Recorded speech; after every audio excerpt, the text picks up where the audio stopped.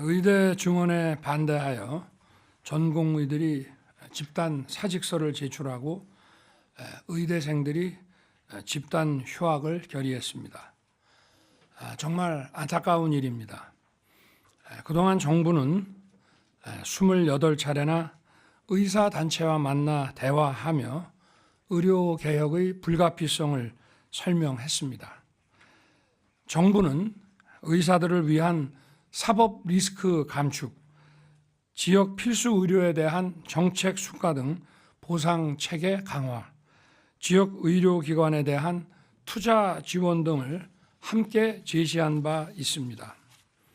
그럼에도 지난주 전공의 사직 등 집단 휴진이 예고되면서 수술이 축소되거나 암 환자 수술이 연기되는 사례가 발생했습니다.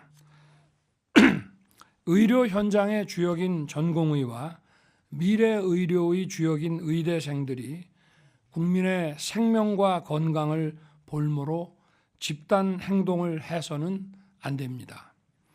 국민의 생명과 안전을 지키는 일은 국가 안보, 치안과 함께 국가가 존립하는 이유이자 정부에게 주어진 가장 기본적인 헌법적 책무입니다. 그러한 차원에서 국가는 의료 자원을 효율적으로 관리하여 국민의 생명과 건강을 지켜야 하는 것입니다. 의사는 군인, 경찰과 같은 공무원 신분이 아니더라도 집단적인 진료 거부를 해서는 절대 안 되는 것입니다. 의료개혁의 필요성은 이미 오래전부터 제기되어 왔습니다. 2022년 7월에는 빅5 병원 중 한 곳의 간호사가 병원에서 일하다 쓰러졌는데도 의사가 없어 수술을 받지 못하고 사망한 안타까운 일까지 있었습니다. 우리나라 필수 의료의 심각한 상황을 여실히 보여준 사건이었습니다. 필수 의료가 아닌 비급여 진료에 엄청난 의료 인력이 유출되어 필수 의료에 거대한 공백이 생긴 현실을 우리 국민은 늘 일상에서 마주하고 있습니다. 이처럼 의료 개혁이 시급한 데에도 역대 어떤 정부도 해결책을 제시하지 못한 채 30년 가까이 지나갔습니다. 의료 서비스의 수요는 빠르게 증가하고 있습니다만 공급이 수요를 따라가지 못하고 있습니다. 특히 필수 의료 분야의 의료 인력은 더 현저하게 줄어들었고 그 결과 지역 필수 의료도 함께 붕괴되었습니다. 지역 필수 의료 체계의 붕괴는 지역에 사는 국민들의 건강과 안전이 매우 위험해졌다는 것을 의미합니다. 그럼에도 정부는 지난 27년 동안 의대 정원을 단 한 명도 늘리지 못했습니다. 오히려 2006년부터는 의대 정원이 줄어서 누적 합계 7천여 명의 의사를 배출하지 못했습니다. 의사 증원만으로 지역 필수 의료의 붕괴를 해결할 수 없음은 우리 모두 잘 알고 있습니다. 그러나 의사 증원이 필수 의료 붕괴를 막기 위한 필수 조건임은 명백합니다. 정부는 지금까지 의사 증원을 여러 차례 시도해 왔으나 지난 30여 년 동안 실패와 좌절을 거듭해 왔습니다. 이제 실패 자체를 더 이상 허용할 수 없는 지경에 이르렀습니다. 일각에서는 2,000명 증원이 과도하다고 주장하며 허황된 음모론까지 제기되고 있습니다. 하지만 30년 가까이 해묵은 문제를 해결하고 대한민국의 미래를 준비하기에는 이 숫자도 턱없이 부족합니다. 2,000명 증원은 말 그대로 최소한의 확충 규모입니다. 내년부터 의대 정원을 증원해도 2031년에나 의대 첫 졸업생이 나올 수 있고 전문의를 배출해서 필수 의료체계 보강 효과를 보려면 최소한 10년이 걸리며 2035년에야 비로소 2,000명의 필수 의료 담당 의사 증원이 실현되는 것입니다. 의대 증원은 더 이상 늦출 수 없는 시대적 과제입니다. 의대 증원으로 의학 교육의 질이 떨어질 것이라는 주장과 우려도 맞지 않습니다. 서울대학교 의과대학의 정원은 현재 한 학년 135명입니다만 지금부터 40년 전인 1983년에는 무려 260명이었습니다. 40년 동안 의료 수요는 폭발적으로 증가한 데 반해 의대 정원은 절반으로 줄어든 것입니다. 경북대학, 전남대학, 부산대학 등 지역을 대표하는 국립의과대학들도 모두 마찬가지 상황입니다. 정원이 더 많았던 그때 교육받은 의사들의 역량이 조금도 부족하지 않았습니다. 오히려 이분들이 뛰어난 역량으로 대한민국 의료를 세계 최고 수준으로 올려놓았습니다. 의학교육에 있어 더 필요한 부분에 정부는 어떠한 투자와 지원도 마다하지 않을 것입니다.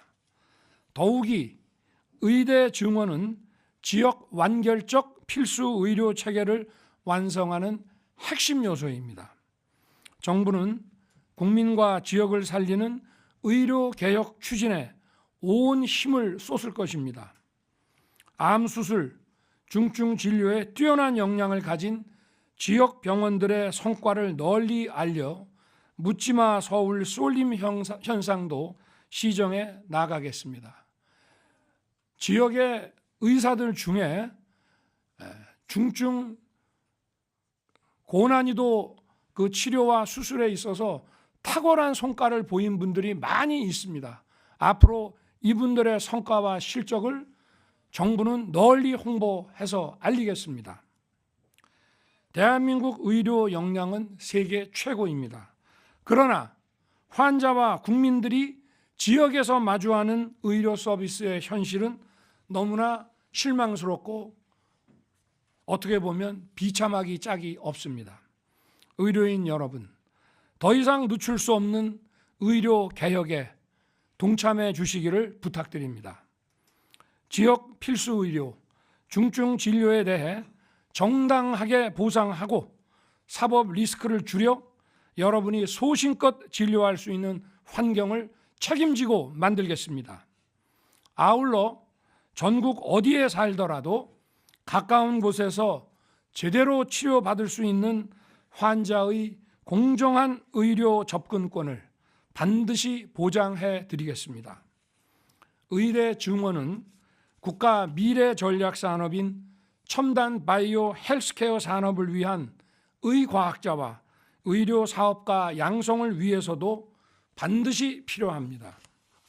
이 분야는 임상 경험이 풍부한 의사들의 진출이 필수적이고 엄청난 고소득 양질의 일자리를 창출하며 우리나라의 중요한 미래 성장 동력입니다. 며칠 후면 2023년도 합계 출산율이 발표됩니다. 우리의 저출산 문제가 얼마나 심각한지 다시 한번 숫자로 확인하게 될 것입니다. 저출산 문제는 단기간에 해결할 수 있는 즉효 대책이 없다는 것이 사실입니다.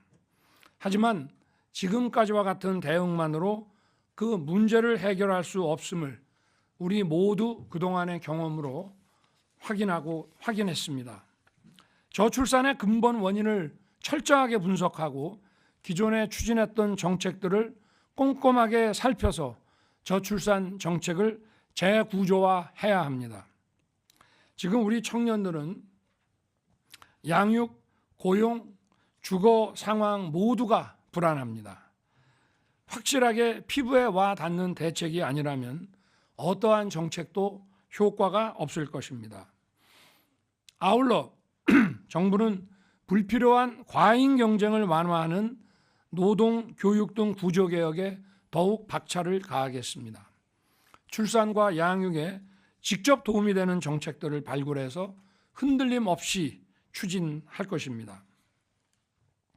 어디에 살든 마음 편히 아이를 기르도록 지역 균형 발전에도 최선을 다하겠습니다. 정부의 대책이 더 큰 효과로 이루어지려면 우리 사회 모두의 동참이 매우 중요하고 특히 기업의 동참도 매우 중요합니다. 최근 파격적인 규모의 출산 장려금을 비롯해서 저출산을 극복하기 위한 기업 차원의 노력이 확산되고 있어서 정말 반갑고 고맙게 생각합니다. 우리 사회 구성원들이 함께 사회적 난제 해결에 힘을 모으는 것은 매우 고무적인 일이라고 하겠습니다. 정부도 보고만 있지 않겠습니다. 기업의 노력을 더욱 활성화하기 위해 세제 혜택 등 다양한 지원 방안을 신속히 마련하겠습니다. 지난주 저출산 고령사회위원회 부위원장을 새로 위촉하고 체제를 정비했습니다. 비상한 각오를 가지고 저출산 대응에 컨트롤 타워 역할을 해주기 바랍니다. 저출산 고령사회위원회 부위원장은 비상근직에서 상근직으로 바꾸고 직급과 예우도 상향시키고 국무회의에도 여러분들과 함께 국정을 논의하는 자리를 만들도록 하겠습니다. 각 부처는 저출산 고령의와 함께 저출산 대책을 밀도 있게 논의하고 논의된 정책을 신속하게 추진해 주시기 바랍니다. 지난주부터 전국 각 지역의 현장에서 민생 토론을 이어가고 있습니다. 설 직후에는 부산을 찾았습니다. 일자리와 인재, 생활 환경을 연계한 지방시대 3대 패키지를 말씀드리고 국민이 체감하는 지방시대를 열어갈 방안들을 논의했습니다. 지난 금요일에는 대전에서 대한민국을 첨단 과학기술의 퍼스트 무버로 도약시킬 우수 인재 양성 방안과 연구기관 혁신 전략을 논의했습니다.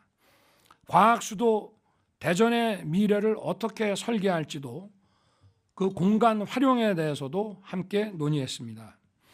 책상에서 알 수 없는 것들이 현장에 있고 서울에서 느낄 수 없는 어려움이 지역에 있습니다. 현장을 찾으면 찾을수록 정부가 귀를 기울여야 할 목소리가 정말 많다는 것을 느끼게 됩니다. 올 한 해 계속 이러한 방식의 민생 토론을 통해 부처 간 벽을 허물고 손에 잡히는 민생 과제를 중심으로 부처 보고와 토의를 진행해 나갈 것입니다. 국민의 어려움을 가까이서 들을 수 있다면 어디든지 직접 제가 찾아가겠습니다. 현장의 이야기를 보다 많이 듣고 해결책을 만들고 해결책을 가지고 국민을 만나겠습니다. 현장에 응답하는 정책을 만들어 국민의 삶을 신속하게 변화시켜 나가야 합니다.